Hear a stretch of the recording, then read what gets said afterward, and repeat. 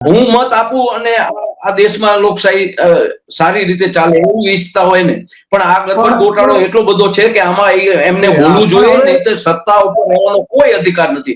કોંગ્રેસ ગમે તે પક્ષ બોલે, લોકશાહીમાં લોકોને મત આપે એ ચૂંટીને આવે અને એ ન્યાયિક રીતે આવે. જેને મત મળે છે એ જ ચૂંટાય અને તો લોકશાહી સાચી કહેવાય. બાકી તો હવે તો એવું લાગે છે કે આ દેશમાં શું થઈ રહ્યું છે, આ લોકો ક્યાં લઈ ગયા છે, આ વેચી ગયા છે, શું થયું છે? હવે તો અમારા રાજનેતા ખુદ ખોવાઈ ગયા એવું કહેવાય તો ચાલે. રાજનીતિ જેવું રહ્યું નથી.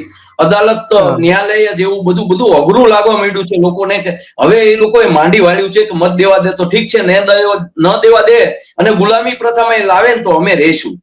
પ્રજાએ તો મૂળ બનાવી લીધો છે કે આમાં કઈ છે નહીં. કોઈ આપણે જે મોકલા એ બધું કઈક નાટક જેવું લાગતું હતું. એટલે જે વોટ ચોરી ચાલુ થઈને પછીની આ બાબત બહુ ગંભીર છે. અને જે રીતે વડાપ્રધાન એમની રીતે કોઈ પણ પ્રેસ કર્યા વગર પ્રજાનું શું થશે, દેશનું શું થશે, કોઈ ગંભીર વિષય ઉપર એક પણ પત્રકાર સામે આ મોદી ચર્ચા કરવા તૈયાર નથી. અને એટલા માટે જ લોકોનો રોષ હવે ધીમે ધીમે મોદી એવા બંધનમાં છે વિદેશોના